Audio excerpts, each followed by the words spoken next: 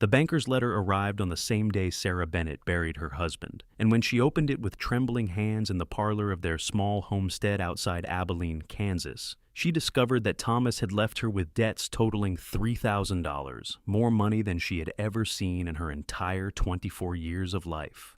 The afternoon sun filtered through the thin curtains as Sarah sat in the wooden chair Thomas had built when they first married 3 years ago, her black mourning dress heavy against her skin in the July heat of 1882.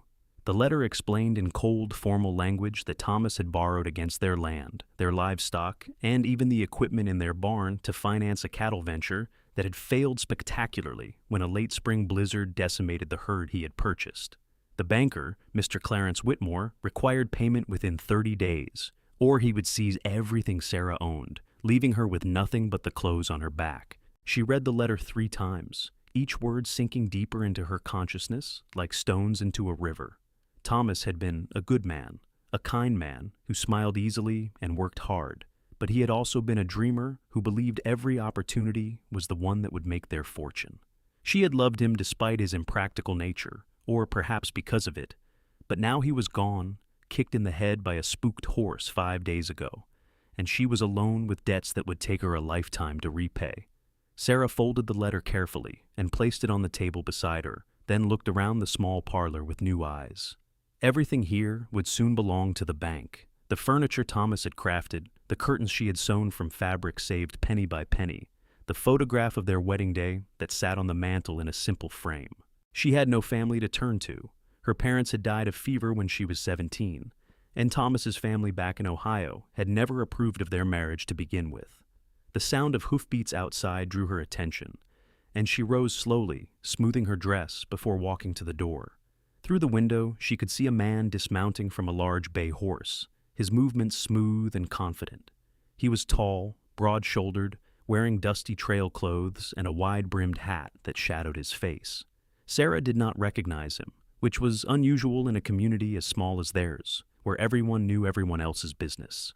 She opened the door before he could knock, standing in the doorway with her chin raised despite the exhaustion that pulled at her bones. Up close, she could see that he was perhaps 30 years old, with sun-weathered skin and eyes the color of creek water in summer. He removed his hat when he saw her, revealing dark hair that needed cutting. "Mrs. Bennett," he said, his voice low and respectful. "My name is James Cordell. I worked with your husband on a cattle drive 2 years back. I only just heard about his passing, and I wanted to pay my respects." Sarah felt something in her chest tighten at the genuine sympathy in his voice. "That is kind of you, Mr. Cordell. Thomas spoke highly of that drive. He said it was one of the best experiences of his life." James Cordell shifted his weight, his hat turning slowly in his hands. "He was a good man, Mrs. Bennett, fair and honest, the kind of man you wanted riding beside you." He paused, seeming to struggle with something. "I heard in town that there might be some financial difficulties. I do not mean to intrude, but if there is anything I can do to help, I would consider it an honor to assist the widow of a friend."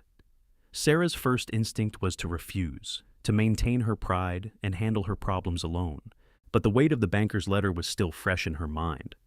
"That is generous, Mr. Cordell, but I am afraid my difficulties are beyond what kindness can solve. My husband left debts that I cannot hope to repay." "How much?" The question was direct, almost blunt, but there was no judgment in his tone. Sarah hesitated, then decided that pride was a luxury she could no longer afford. $3,000. The bank will take everything in 30 days if I cannot pay." James Cordell did not react with the shock she expected. Instead, he nodded slowly, as if she had merely told him the time of day. "That is a substantial sum," he said finally, "but not impossible." He met her eyes directly, and Sarah found herself unable to look away. "I can pay your debt, Mrs. Bennett." The words hung in the air between them, impossible and enormous. "Asking for repayment," he said quietly. "Asking for repayment," he said quietly. "Consider it a gift, in memory of your husband." Sarah shook her head, feeling tears prick at her eyes for the first time since she had read the banker's letter. "No one gives away $3,000 as a gift, Mr. Cordell. What would you want in return?" He was quiet for a long moment, studying her. "Are out of mourning and ready." Are out of mourning and ready. I would like one dance with you, Mrs. Bennett. That is all I ask." Sarah stared at him, certain she had misheard. "A dance? You would pay $3,000 for a dance?" "I would pay $3,000 to help a friend's widow keep her home and her dignity," James corrected gently. "The dance is just so I know that someday, when the grief is not so fresh, I might see you smile. Thomas told me on that cattle drive that your smile was like sunrise after a long night. I would like to see that for myself." The tears Sarah had been holding back spilled over, running down her cheeks in hot tracks. "Why would you do this? You do not even know me." "No," James agreed, "but I knew your husband, and he loved you more than life itself. Every night on that drive, he talked about getting home to you, about building a life with you. It seems wrong that his dream should cost you everything." He put his hat back on his head and took a step back toward his horse. "Think about it, Mrs. Bennett. I will be at the Prairie Rose Hotel in town for the next 3 days. If you decide to accept my offer, you can find me there." He mounted his horse with easy grace and rode away, leaving Sarah standing in the doorway, her mind spinning with confusion and desperate hope. She watched until he disappeared down the dusty road, then went back inside to read the banker's letter one more time. That night, Sarah lay in the bed she had shared with Thomas, staring at the ceiling and trying to make sense of James Cordell's offer. It seemed too good to be true, the kind of thing that happened in the romantic novels her mother used to read, not in real life where nothing came without a price. But what choice did she have? If she refused his help, she would lose everything. She would be destitute, forced to seek work as a laundress or a cook, living in a boarding house and scraping by on pennies. And what he asked in return was so small. One dance. It seemed absurd that a man would pay $3,000 for something so simple, which meant there had to be more to it. But when Sarah replayed their conversation in her mind, she could not find any hint of ulterior motives in his words or his manner. Build this homestead into something. Build this homestead into something substantial, to raise children here and grow old watching the Kansas prairie change with the seasons. She had wanted that too, had believed in it with all her heart. If she accepted James Cordell's offer, she could still have a piece of that dream. She could keep the home Thomas had built, could preserve something of the life they had started together. But was it right to accept such a gift from a stranger? Sarah had been raised to believe in hard work and self-reliance, in earning what you had and paying your debts. Taking money from James Cordell felt like charity, and charity had always seemed like a kind of failure to her.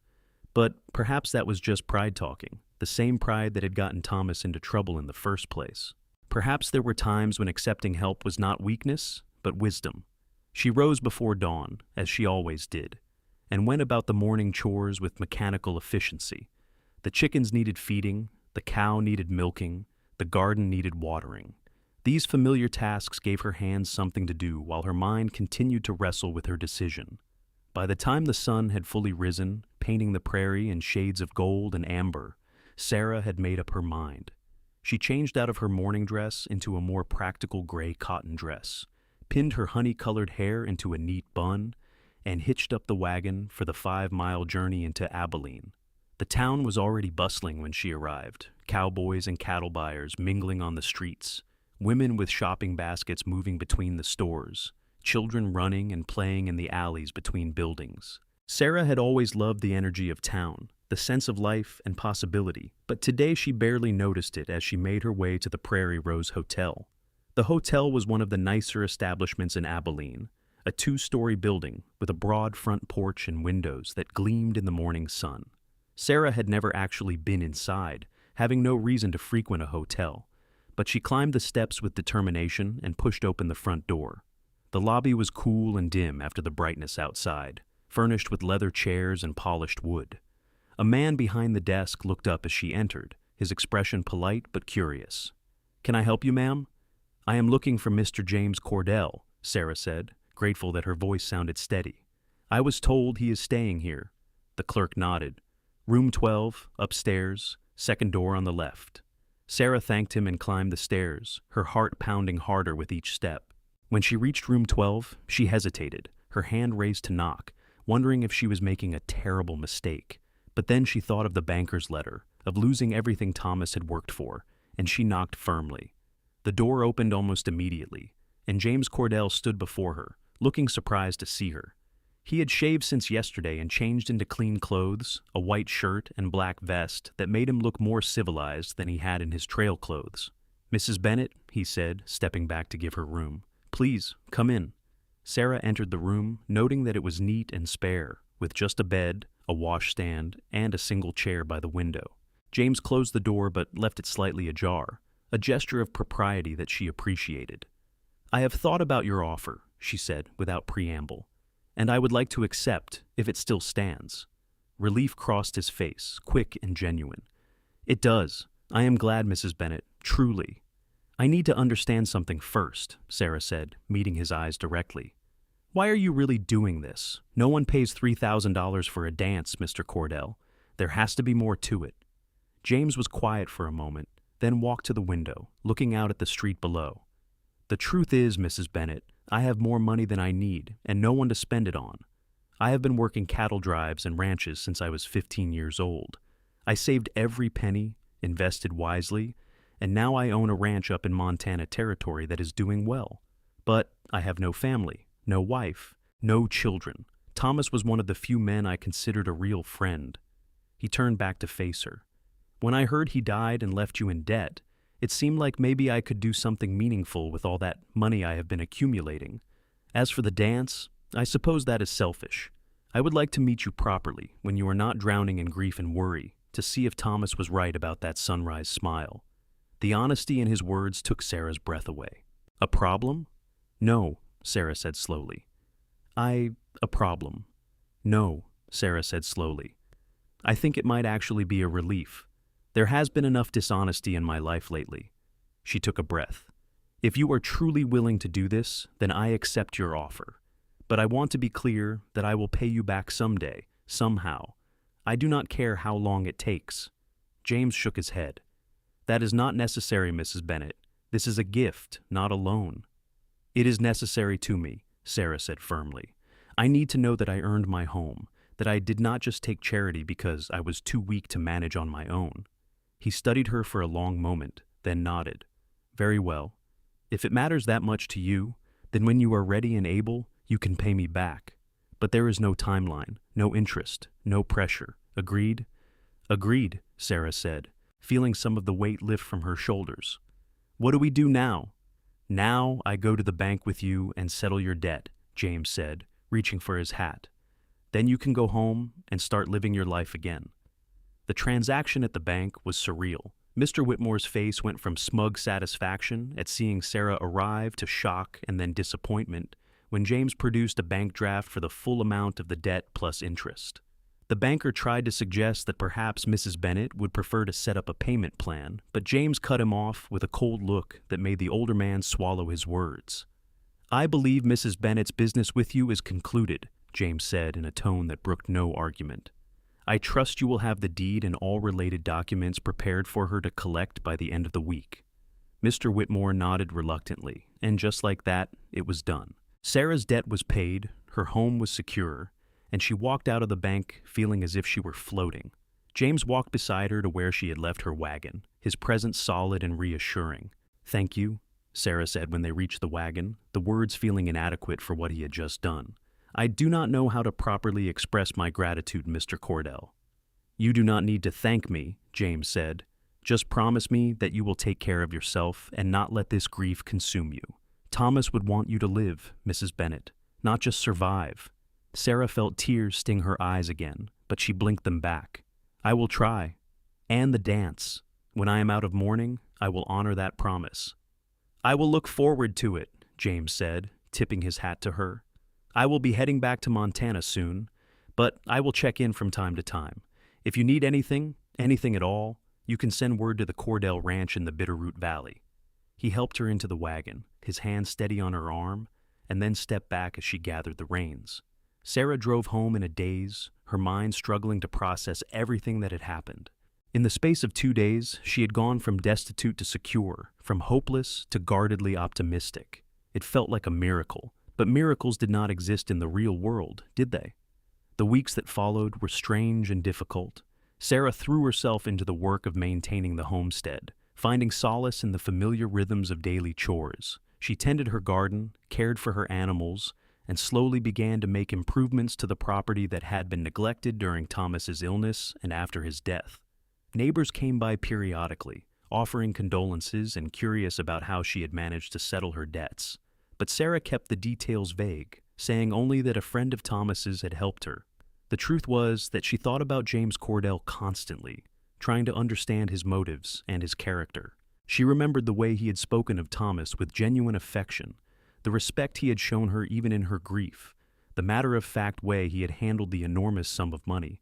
He was unlike any man she had ever met, and she found herself both grateful and unsettled by his presence in her life, even in absence.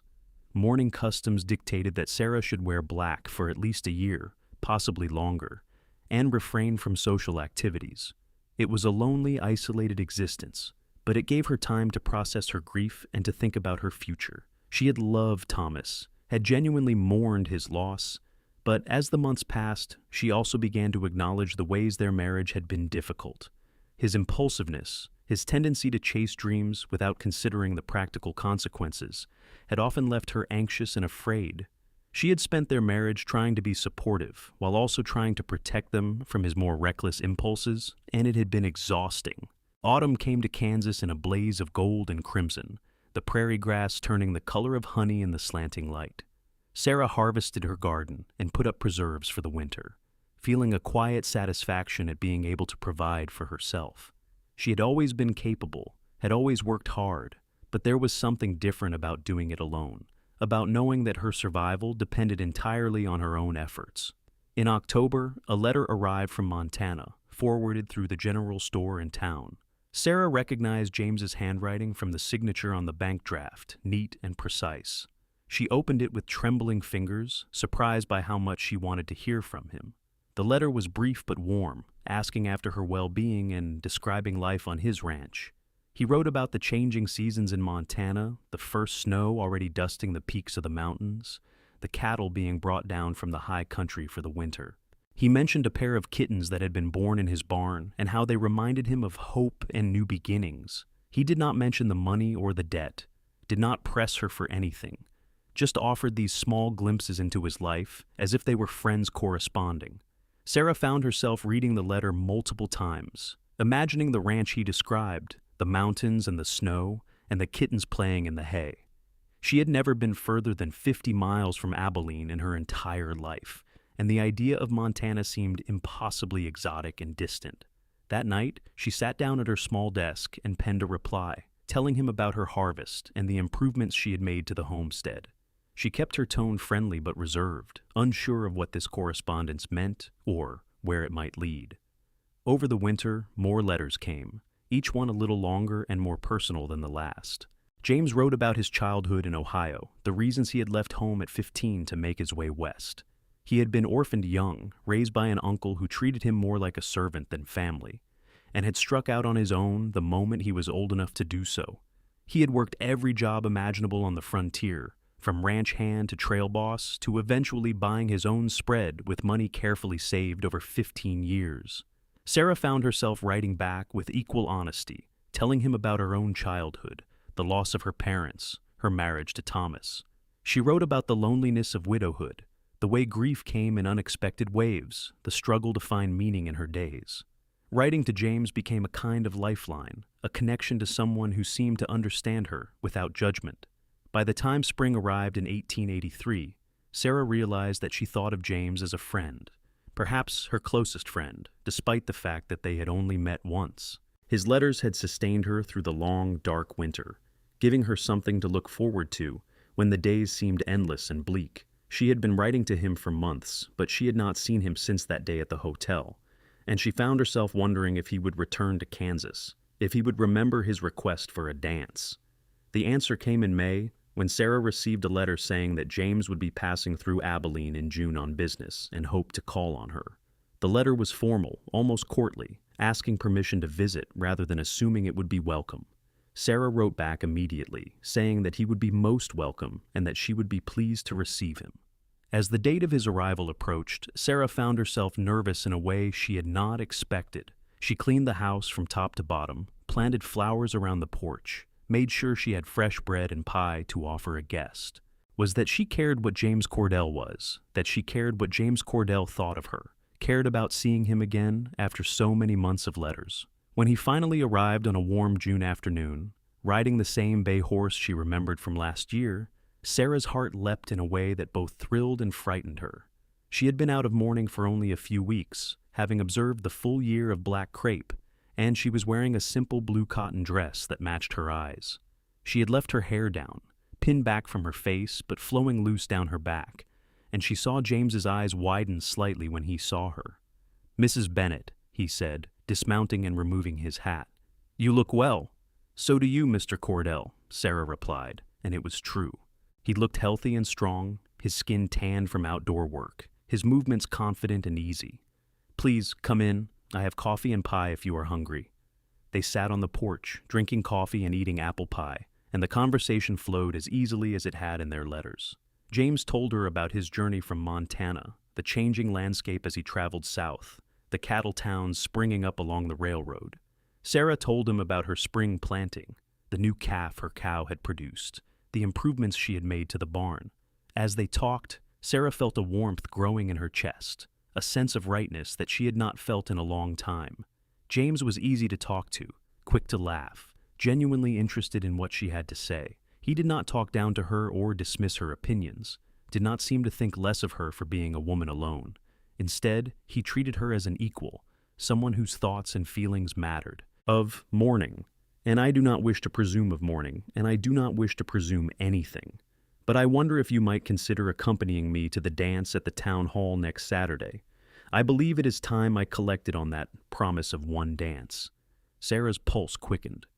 The town held dances once a month during the summer, social events that everyone attended. Going to the dance with James would be a public declaration that she was moving on with her life, that she was open to the possibility of courtship. It felt too soon, and yet, when she looked at James, at his honest face and patient eyes, it also felt exactly right. "I would be honored to attend the dance with you, Mr. Cordell," she said softly.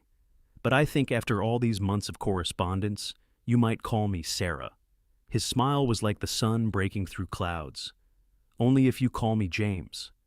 The week leading up to the dance was both exhilarating and terrifying. Sarah knew that attending with James would cause talk, that people would speculate about their relationship and judge her for moving on so quickly after Thomas's death. But she also knew that she could not live her life according to other people's expectations, that she deserved happiness even though Thomas was gone. She made a new dress for the occasion, a soft green muslin that brought out the color of her eyes. It was the first dress she had sewn that was not black or gray in over a year, and the act of choosing the fabric, of creating something beautiful for herself, felt like a kind of rebirth. When she looked at herself in the mirror on the night of the dance, she saw a woman who was still young, still vital, still capable of joy. James arrived at sunset in a rented buggy, wearing a black suit and white shirt that made him look almost unbearably handsome. His eyes widened when he saw her in her new dress, and the admiration in his face made Sarah blush. "You look beautiful," he said simply, offering his arm to help her into the buggy. The drive into town was pleasant, the evening air cool and sweet with the scent of prairie flowers. They talked easily, the conversation flowing naturally as it always did between them. Sarah felt her nervousness fading, replaced by a warm sense of anticipation. Whatever happened tonight, she knew it would be important, would mark a turning point in her life. The town hall was already full when they arrived, lanterns strung from the rafters casting golden light over the crowd. A small band was playing in one corner, fiddle and guitar and harmonica blending into the familiar tunes that everyone knew. Sarah saw heads turn as she entered on James's arm, saw the surprise and speculation in people's eyes, but she held her head high and smiled. James led her to the refreshment table, got them both glasses of punch, and introduced her to several people he had met during his time in town. He was charming and courteous, making her feel included and valued, never leaving her side. Sarah had been to many town dances with Thomas, but he had always been more interested in talking business with other men than in staying with her. James was different, his attention focused entirely on her, making her feel like she was the only woman in the room. When the band started a waltz, James set down his glass and offered her his hand. "I believe this is the dance you promised me." Sarah placed her hand in his, feeling the warmth and strength of his fingers closing around hers. Music. Sarah felt something shift inside music. Sarah felt something shift inside her. Some wall she had built around her heart beginning to crumble. James was a good dancer, leading her smoothly through the steps, but it was more than that. It was the way he looked at her, as if she were precious and rare. It was the care he took with her, making sure she was comfortable, checking in with small glances to see if she was enjoying herself. It was the feeling of being held by someone who genuinely valued her, who wanted nothing more than to make her happy. As the music swelled and they turned across the floor, Sarah found herself smiling, the kind of smile that came from deep inside, unstoppable and genuine.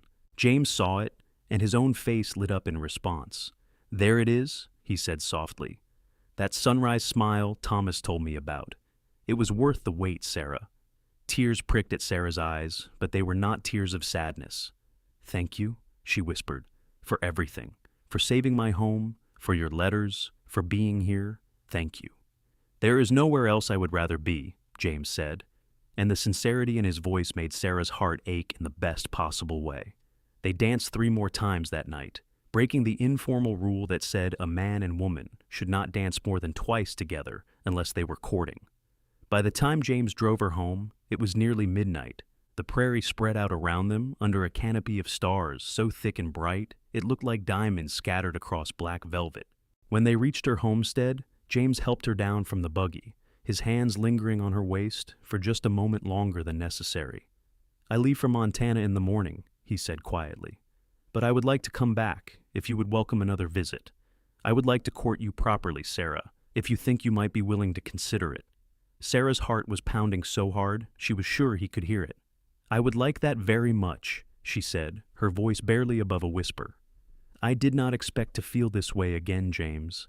I thought that part of my life was over. But you have shown me that it is possible to have a second chance, to feel hope and joy again.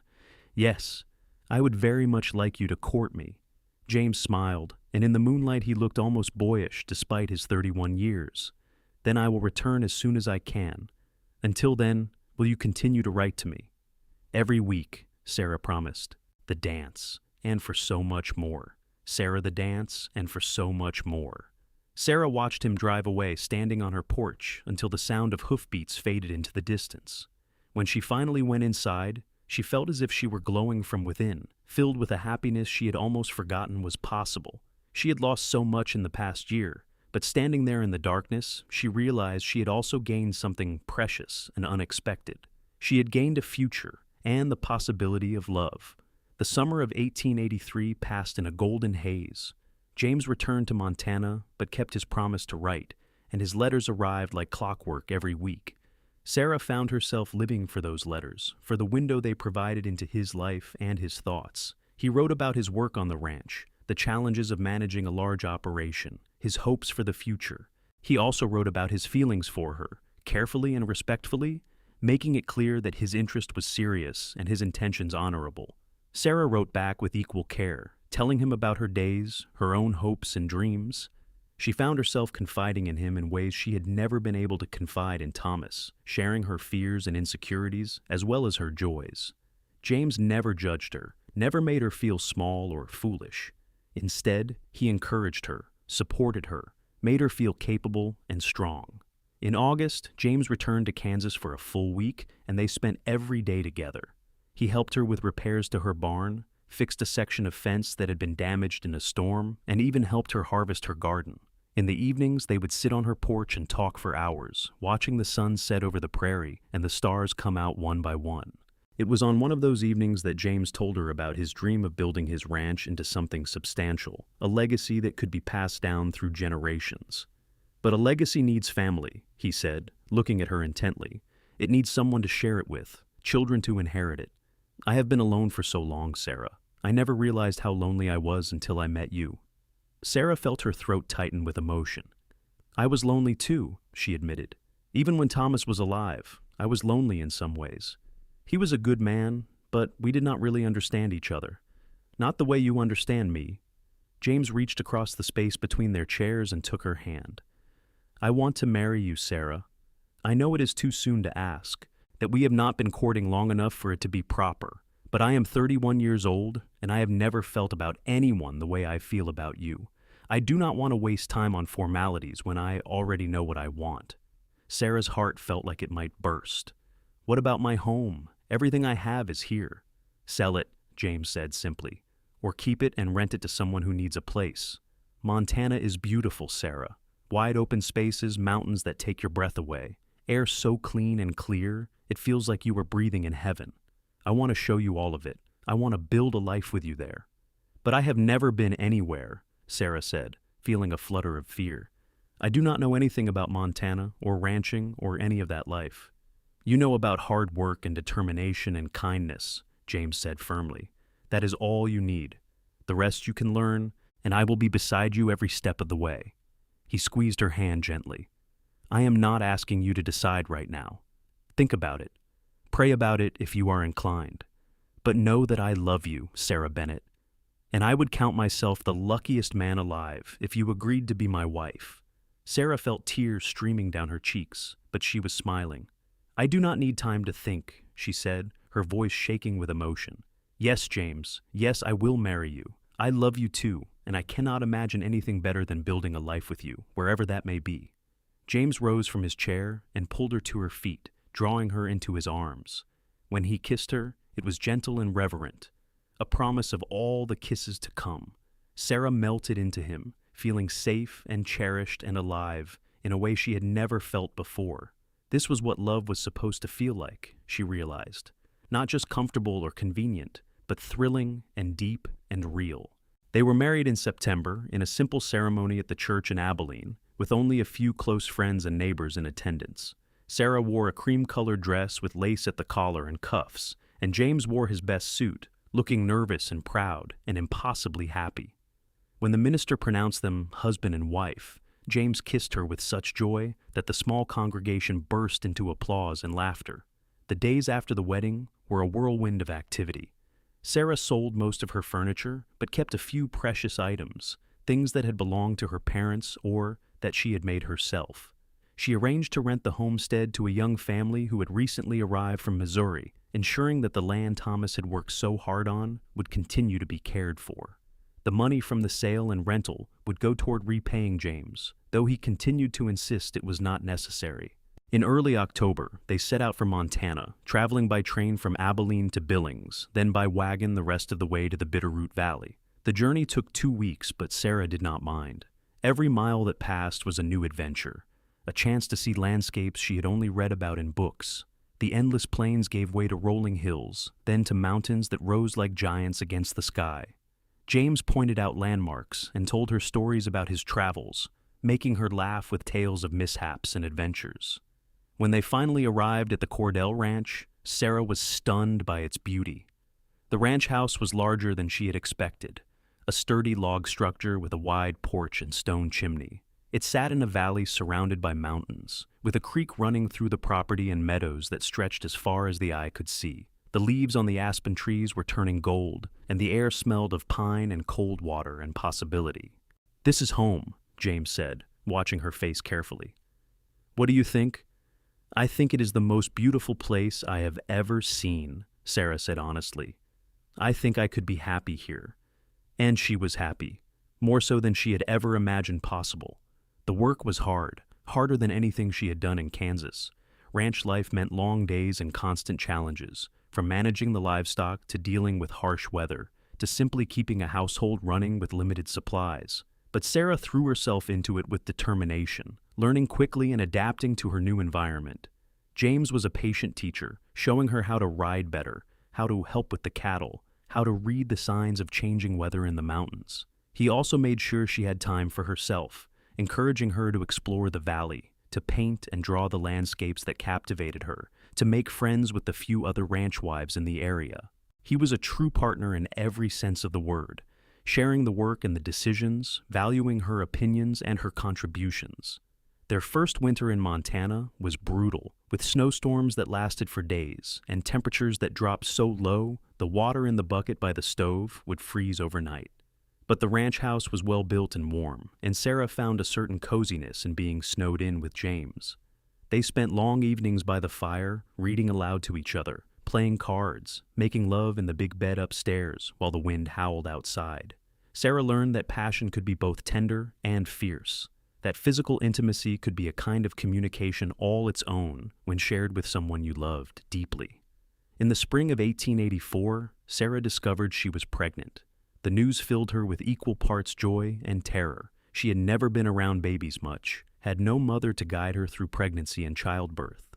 But James was overjoyed, so proud and protective that it made her laugh even as it touched her heart. He immediately began making plans, building a cradle in the barn workshop, asking the other ranch wives for advice, fretting over every little thing that might affect Sarah's health. As her belly grew round with their child, Sarah found herself reflecting on the journey that had brought her here. 2 years ago, she had been drowning in grief and debt, certain that her life was over. Now she was married to a man who loved her beyond measure, living in a place of stunning beauty, carrying a child who represented hope and future. She thought about Thomas sometimes, with gratitude for the good parts of their marriage and forgiveness for the difficult parts. She thought about how James had appeared in her life like an answer to a prayer she had not known how to say, offering salvation with no expectation of return except for one dance. That one dance had changed everything. It had opened the door to friendship, which had bloomed into love, which had grown into this life they were building together. Sarah made a promise to herself that she would never take it for granted, would always remember how precious and fragile happiness could be. Their son was born in November of 1884, during the first big snowstorm of the season. The labor was long and difficult, with only James and Mrs. Henderson, a neighbor from the ranch 5 miles down the valley, to help. Sarah had never experienced pain like that, never been so frightened or so exhausted. But when she finally heard her baby's first cry and felt James place the warm, squirming bundle on her chest, every bit of pain was forgotten in the rush of overwhelming love. They named him Thomas James, after both their fathers and to honor the friend whose death had brought them together. Little Tommy had dark hair like James and blue eyes like Sarah, and he was perfect in every way. James cried when he held his son for the first time, tears of joy streaming down his weathered face. "Thank you," he whispered to Sarah, kissing her forehead as she lay exhausted in their bed. "Thank you for giving me a family, for giving me everything I never knew I needed."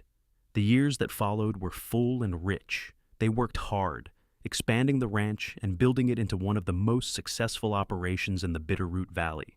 Sarah proved to have a natural head for business, helping James with the books and making shrewd decisions about buying and selling cattle. She also became known in the area for her kindness, always ready to help a neighbor in need, to provide a meal for a sick family, to offer advice and support to younger wives struggling with the challenges of frontier life. Tommy grew into a sturdy, happy child, full of curiosity and mischief. He followed his father everywhere, learning to ride almost before he could walk, absorbing everything James could teach him about ranching and livestock and the land.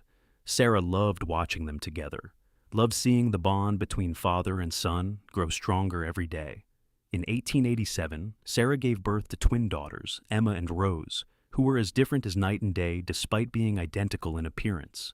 Emma was bold and adventurous, always getting into trouble and leading her brother on wild expeditions around the ranch.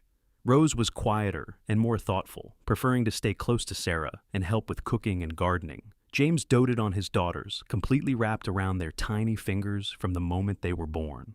One evening in the summer of 1889, Sarah and James sat on their porch watching the sun set behind the mountains, a scene they had repeated countless times over the years.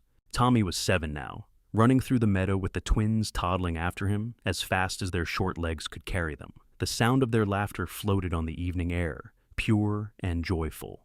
"Do you ever regret it?" James asked quietly, taking her hand. "Leaving Kansas, marrying me, coming to this wild place?" Sarah looked at him in surprise. "Never, not for a single moment." "Why would you ask that?" "Because I think about that day I rode up to your homestead," James said.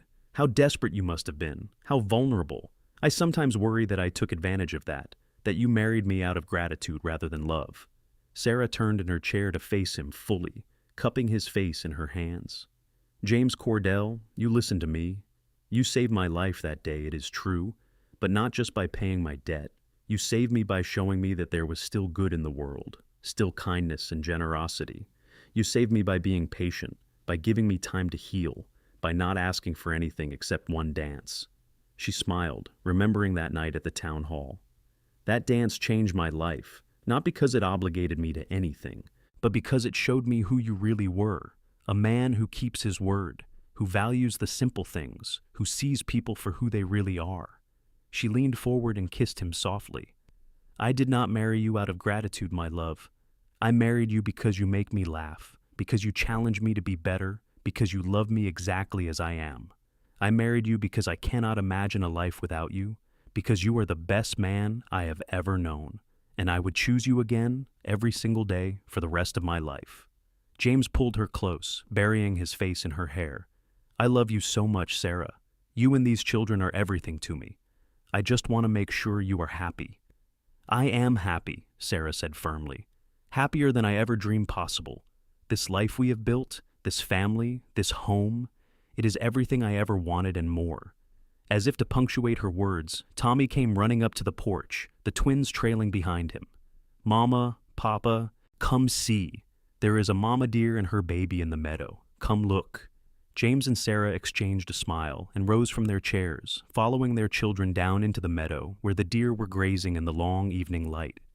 As they walked, James's arm around her waist and Sarah's hand on his shoulder, she felt a profound sense of gratitude wash over her. Life had been hard, had tested her in ways she never could have anticipated, but it had also given her gifts beyond measure. She thought about that frightened young widow reading a banker's letter in a small homestead in Kansas, certain that she had lost everything. If she could go back and tell that woman what the future held, would she believe it? Would she believe that a stranger's kindness would transform into the greatest love of her life? Would she believe that one dance could lead to this, to a ranch in Montana, and 3 beautiful children, and a man who loved her with his whole heart? Probably not, Sarah thought with a smile. But that was the magic of life, was it not? You never knew what was coming, never knew when a single moment might change everything. All you could do was stay open to possibility, stay willing to take a chance on hope even when everything seemed hopeless. The years continued to roll by, each one bringing its own challenges and joys. The ranch prospered, growing into one of the largest and most respected operations in Montana territory. Sarah became a pillar of the community, helping to establish a school for the ranch children and organizing social events that brought the scattered families of the valley together. She never forgot what it was like to be alone and desperate, and she made it her mission to help anyone in the community who faced hard times. In 1889, Montana became a state, and James was asked to serve as a representative in the new state government. He was reluctant at first, not wanting to leave the ranch or be away from his family, but Sarah encouraged him to accept. She was more than capable of managing the ranch in his absence, and she believed strongly in the importance of good men serving their communities. James served 1 term, making a name for himself as a fair-minded and practical legislator, then returned to full-time ranching, satisfied that he had done his civic duty. Their children grew up strong and confident, shaped by the land and their parents' values. Tommy developed into a fine young man, taking on more responsibility at the ranch as he got older. He had his father's work ethic and his mother's business sense, and it became clear that he would one day run the ranch with skill and care. The twins remained close despite their different personalities, Emma's boldness balanced by Rose's thoughtfulness. In 1897, when Tommy was 13 and the twins were 10, Sarah gave birth to another son, whom they named Daniel. This surprise baby brought new energy to the household, keeping James and Sarah young even as they entered their 40s. Daniel was a sweet-natured child, gentle and artistic, with a love for music and drawing that delighted Sarah. On their 15th wedding anniversary in September of 1898, James took Sarah back to town for a dance at the community hall, a tradition they had maintained whenever possible over the years. As they swirled across the floor to a waltz, Sarah looked up at her husband and saw strands of silver in his dark hair, fine lines around his eyes from years of squinting into the sun. He was 47 now, still strong and vital, but marked by time and hard work. She knew she had changed too, that her figure was fuller after 4 children, her hands rougher from years of labor. But when James looked at her, she still saw the same admiration and love that had been there on the night of their first dance. "What are you thinking?" James asked, noticing her thoughtful expression. "I am thinking about that day you rode up to my homestead in Kansas," Sarah said. Do you remember what you told me? You said Thomas had told you my smile was like sunrise after a long night, and you wanted to see it for yourself. I remember, James said softly. I was half in love with you before I ever met you, based on the way he talked about you. Well, I was just thinking that I get to see your smile every day, Sarah said, and that is the greatest gift anyone has ever given me. Not the money, not the ranch, not even our children, though I treasure them beyond words. But you, James, getting to wake up beside you every morning, getting to build a life with you, getting to love you and be loved by you. That is what saved me. That is what made everything else possible. James stopped dancing, right there in the middle of the floor, and kissed her thoroughly, not caring that everyone was watching. When he finally pulled back, he was grinning. You know what? I think we should go home and celebrate our anniversary properly. The kids are all staying with the Hendersons tonight. We have the house to ourselves. Sarah laughed, feeling suddenly young and giddy. James Cordell, you are still full of surprises after all these years. I hope to keep surprising you for many more years to come, James said, leading her off the dance floor and toward the door.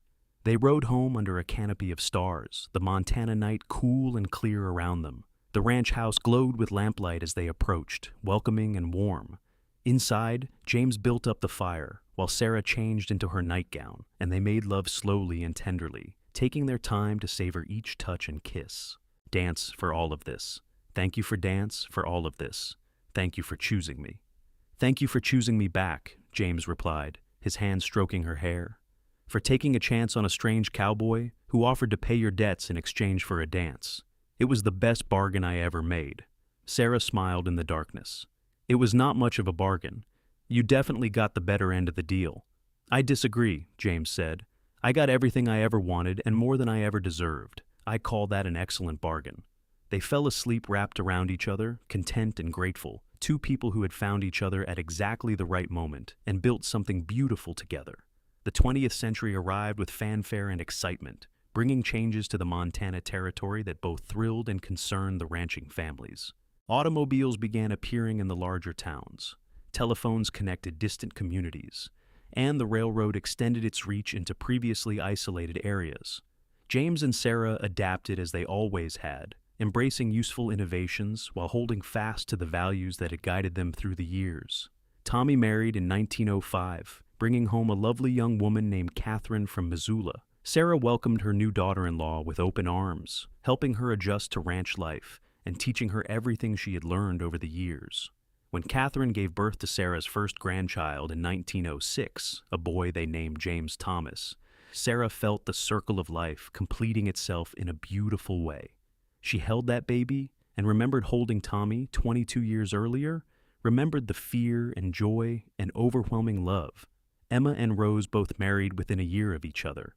Emma to a rancher from the next valley and Rose to a schoolteacher in town. Both stayed relatively close by, allowing Sarah to remain involved in their lives and the lives of the grandchildren who followed. Daniel showed no interest in ranching, choosing instead to study music in Missoula and eventually becoming a music teacher himself. James and Sarah supported all their children's choices, proud of the capable, good-hearted adults they had become. As James moved into his 50s and then his 60s, he began to slow down, though he would never admit it. Sarah watched with a mixture of amusement and concern as he insisted on doing jobs that would have been better left to younger men. She had learned over the years when to push him to be sensible and when to let him have his way, and their relationship had only deepened with time. In 1910, 27 years after that first meeting on Sarah's Kansas homestead, James and Sarah celebrated their 25th wedding anniversary. The whole family attended a dance in town. 3 generations of Cordells taking over the dance floor. James led Sarah out for a waltz, moving more slowly than he once had, but with the same care and attention he had always shown her. The years had been kind to them in many ways, less so in others. James's hair was completely silver now, his face deeply lined. Sarah had her own share of gray and wrinkles, her hands gnarled from arthritis. But when they looked at each other, they still saw the people they had fallen in love with all those years ago. "Do you remember?" James asked as they turned slowly across the floor. "That first dance in Abilene? I was so nervous I could barely breathe. I was afraid you would think I was insane for paying $3,000 just for the chance to dance with you." "I did think you were insane," Sarah admitted with a laugh. But I also thought you were the kindest, most generous man I had ever met. I was half in love with you by the end of that dance, though I would not have admitted it to myself at the time. When did you know? James asked. When did you know for sure that you wanted to marry me? Sarah thought about it, remembering that golden summer of 1883. I think it was the evening you helped me harvest my garden. You worked alongside me for hours, never complaining, never acting like the work was beneath you. And then afterward, we sat on the porch and talked about our dreams, about what we wanted from life. You listened to me, really listened, like my thoughts mattered. That is when I knew I wanted to spend my life with you. I knew the first time I saw you, James said simply. Standing in that doorway in your morning dress, looking exhausted and heartbroken, but still strong. I thought you were the bravest, most beautiful woman I had ever seen. I knew right then that I was going to marry you, if you would have me. Why did you really do it? Sarah asked, a question she had asked before but never tired of hearing the answer to. Why did you pay my debt? James was quiet for a moment, thinking. Because Thomas was my friend and he loved you so much. Because I could afford it and you needed help. But mostly because something in me recognized something in you, some essential compatibility that I did not even understand at the time. I just knew I had to help you, had to find a way to stay in your life. The dance was an excuse, a way to ensure I would see you again without pressuring you or making you feel obligated. It was perfect, Sarah said softly. You were perfect. You still are. They danced until the music ended, then stood at the edge of the floor, watching their children and grandchildren dance. Tommy was waltzing with Catherine, their 3 children playing nearby. Emma was dancing with her husband while pregnant with her 4th child. Rose was laughing at something her husband said. Daniel was playing the piano for the band, his fingers flying over the keys with practiced ease. We did good, James said, his arm around Sarah's waist. Look at all this. Look at what we built. We did very good, Sarah agreed, leaning into him. Thank you for that dance, James. Thank you for all the dances. Thank you for saying yes, James replied. Every day, thank you for saying yes. The years after their 25th anniversary were quieter, more reflective. James finally agreed to let Tommy take over most of the day-to-day management of the ranch, though he still insisted on helping with major decisions. He and Sarah spent more time simply enjoying each other's company, taking long walks around the property, sitting on the porch watching the sunset, playing with their growing number of grandchildren. Sarah started writing down her memories, wanting to preserve the story of their lives for future generations. She wrote about Kansas and the desperate days after Thomas's death. She wrote about James riding up to her homestead with an impossible offer. She wrote about their courtship, their marriage, the challenges and joys of building a life together in Montana. It became a labor of love, filling notebooks with her neat handwriting, and James would often read over her shoulder and add his own memories and perspective. In the spring of 1918, as the world was consumed by war and change, James suffered a heart attack while working in the barn. Tommy found him and got him to the house, where Sarah tended to him with the help of the doctor from town. James survived, but it was clear that his body was finally giving out after 67 years of hard living. Sarah nursed him through the recovery, patient and determined, just as she had been patient and determined through every challenge they had faced. James chafed at being bedridden, at being dependent, but Sarah would hear none of his complaints. You took care of me when I needed it most, she told him firmly. Now it is my turn to take care of you. We are a team, remember? In good times and bad. James recovered enough to get out of bed and move around, but he was never quite the same. He moved slowly, tired easily, could not do the physical work that had defined his life. Sarah saw the frustration in his eyes, but also something else, a kind of acceptance. They had had 35 good years together, had raised 4 children, and welcomed numerous grandchildren. Had done thousands of times before. James had done thousands of times before. James was 70 now, Sarah was 61, and they could both feel the weight of their years. But there was contentment too, a deep satisfaction with the lives they had lived. Sarah, James said quietly, taking her hand, if I could go back and do it all again, I would not change a single thing. Every moment with you has been a gift. Even the hard parts, Sarah asked with a slight smile, the blizzards and the droughts and the times we nearly lost everything. Especially the hard parts, James said, because we got through them together, and that made us stronger. You made me stronger. You made me better." Sarah squeezed his hand, feeling tears prick at her eyes. "You saved my life, James Cordell, not just by paying my debt, but by showing me that I was worth saving, by loving me when I did not think I could be loved again. You gave me a life I never dreamed was possible." "All I asked for was one dance," James said with a soft laugh, "and you gave me a lifetime." They sat in comfortable silence as the sun disappeared behind the mountains, painting the sky in shades of purple and gold. When the first stars began to appear, James sighed contentedly. "I am tired, Sarah. I think I will go to bed." Sarah helped him inside and upstairs to their room, noting how frail he felt under her hands. She helped him undress and get into bed, then lay down beside him, curling into his side as she had done for 37 years. James wrapped his arm around her, holding her close. "I love you," he whispered into her hair, "more than words can say. Thank you for the dance, my darling Sarah. Thank you for all the dances." "I love you too," Sarah whispered back, her heart full to bursting. "Always and forever." They fell asleep wrapped around each other, and when Sarah woke in the early morning light, she knew immediately that James was gone. He had passed peacefully in his sleep, still holding her, his face relaxed and at peace. Sarah lay there for a long moment, tears streaming down her face, memorizing the feel of him beside her one last time. Then she rose and began the painful process of saying goodbye.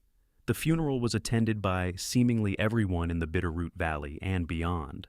James had been respected and loved, known for his fairness, his generosity, his unwavering integrity. People came from miles away to pay their respects, to share stories about how James had helped them, or inspired them, or simply made their lives better by being in it. Sarah stood strong through it all, supported by her children and grandchildren. She grieved deeply, feeling as if half her heart had been torn away, but she also felt grateful. They had had 37 years together, years filled with love and laughter and purpose. Not everyone was so fortunate. In the months after James's death, Sarah found comfort in her family and in her writing. She finished the story of their lives, ending with James's peaceful passing and her own gratitude for every moment they had shared. Her children read it and wept, marveling at the love story their parents had lived. Tommy took over full management of the ranch, running it with the same values his father had instilled in him. The Cordell Ranch continued to prosper, became known throughout Montana as a well-run operation where workers were treated fairly and the land was cared for with respect. It was the legacy James had dreamed of, and Sarah was proud to see it flourishing. Sarah lived for another 12 years after James's death, staying active and involved in the ranch and her family until the very end. She watched her grandchildren grow up and have children of their own, saw the ranch expand and adapt to the changing times, remained a beloved matriarch whose wisdom and kindness touched everyone around her. She never remarried, never even considered it. James had been the love of her life, the man who had saved her, and then spent 37 years proving over and over that she was worth saving. She wore his ring until the day she died and kept his picture on her bedside table, looking at it every morning and every night. On a crisp autumn evening in 1932, Sarah passed away peacefully in her sleep at the age of 73. She was buried beside James on a hillside overlooking the ranch, under the vast Montana sky they had both loved so much. Her children and grandchildren and great-grandchildren gathered around her grave, weeping and remembering, honoring the woman who had taught them about strength and love and perseverance. But Sarah's story did not really end with her death. It lived on in her children and grandchildren, in the ranch that continued to bear the Cordell name, in the community she had helped build. Most of all, it lived on in the notebooks where she had written down her memories, the story of a desperate widow who had lost everything, and a kind cowboy who had asked for nothing but a dance. Years later, Sarah's great-granddaughter found those notebooks in an old trunk in the ranch house attic. She read the story of Sarah and James with tears streaming down her face, marveling at the love and the courage and the sheer improbability of it all. She shared the story with her own children, and they shared it with theirs, passing down through the generations the tale of how one act of unexpected kindness had changed everything. Because that was the real truth at the heart of Sarah and James's story. It was not just a love story, though it certainly was that. It was also a story about the power of generosity, about how one person reaching out to help another can create ripples that extend far beyond what anyone could imagine. James had paid Sarah's debt and asked for one dance, never expecting or demanding anything more. But that single act of kindness had given both of them something precious beyond measure, a love that lasted a lifetime, a family that would endure for generations, and a legacy of compassion that would inspire everyone who heard their story. Sarah had stood in her Kansas homestead, reading a banker's letter, certain her life was over. But it had not been over. It had been just beginning, though she could not have known it at the time. Sometimes salvation comes from the most unexpected places, carried by strangers who turn out to be the answer to prayers you did not know how to say. Sometimes all it takes is one dance to change everything, to open the door to a future brighter than anything you dared to dream. And sometimes, if you are very lucky, that one dance lasts a lifetime. The Cordell Ranch still stands today, over a century after James first brought Sarah there as his bride. The main house has been renovated and expanded, but the original log structure remains at its heart, a testament to the foundation James built and Sarah helped strengthen. The property is still in the family, still operated as a working cattle ranch, though modern equipment and techniques have replaced the back-breaking labor of earlier generations. Visitors to the ranch can see the hillside where James and Sarah are buried, their graves marked by simple granite headstones that list their names and the years they lived. But their real memorial is all around. In the land they stewarded so carefully, in the descendants who carry their names and their values, in the community they helped build and the lives they touched. Historians studying the settlement of Montana Territory have noted the Cordell Ranch as an example of successful adaptation and sustainable management. Sociologists have examined the family structure and the values that allowed the ranch to pass successfully through multiple generations. But perhaps the most interesting studies have been those done by researchers looking at the role of women in frontier development, who point to Sarah as an example of the strength, intelligence, and resilience that characterized so many pioneer women. Sarah's notebooks, carefully preserved by the family, have been transcribed and shared more widely in recent years, giving readers a first-hand account of life in 19th century Montana.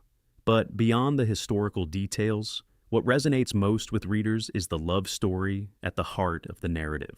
In an age of cynicism and disposable relationships, Sarah and James's devotion to each other offers something rare and precious, proof that true love is possible, that it can last, that it can transform lives and create legacies. Young women reading Sarah's story are inspired by her strength in the face of devastating loss, her courage in accepting help when she needed it, her willingness to take a chance on an uncertain future.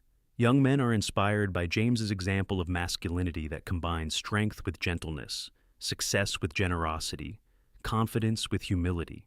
Couples are inspired by the partnership Sarah and James created, the way they supported each other through decades of challenges and changes. But perhaps most importantly, everyone who reads their story is reminded that kindness matters, that compassion can change lives, that sometimes the most powerful thing you can do is help someone in need without expecting anything in return. James Cordell could have ridden past Sarah's homestead that day. He could have offered condolences and nothing more. He could have helped with a loan instead of a gift. But he chose to do something extraordinary, to give freely and ask for almost nothing, and that choice created a ripple effect that extended far beyond his own lifetime. The story of Sarah and James, the widow and the cowboy, the debt and the dance, has become part of the Cordell family mythology, told and retold at gatherings and celebrations. But it is more than just a family story. It is a reminder that our choices matter, that kindness is never wasted, that love can bloom in the most unexpected places. It is a reminder that sometimes, when life has taken everything from you and you are standing in the ruins of your dreams, salvation can arrive in the form of a stranger on horseback, with an impossible offer and a request for just one dance. And sometimes that one dance is the beginning of something beautiful, something that will endure long after the music stops and the dancers are gone. Sarah Bennett Cordell would have been amazed to know that her story would be remembered and cherished more than a century after her death. She was, by her own account, an ordinary woman who faced extraordinary circumstances and did her best to survive them. But in surviving, in accepting help, in choosing to love again, in building a life of meaning and purpose, she became something more than ordinary. She became an inspiration, a symbol of resilience and hope. And James Cordell, the cowboy who paid a widow's debt and asked for one dance, became a symbol too, of generosity, of patience, of the kind of love that does not demand or take, but gives freely and joyfully. Together, they created something that transcended their individual lives, a love story for the ages that continues to touch hearts and inspire souls. As the sun sets over the Bitterroot Valley on a summer evening, painting the mountains in shades of rose and gold, it is easy to imagine Sarah and James on the porch of their ranch house, holding hands and watching the day end in companionable silence. It is easy to imagine them young again, dancing in a town hall in Kansas while the fiddles play and the lanterns glow. It is easy to imagine them looking at each other with eyes full of love and gratitude, thankful for every moment they had together.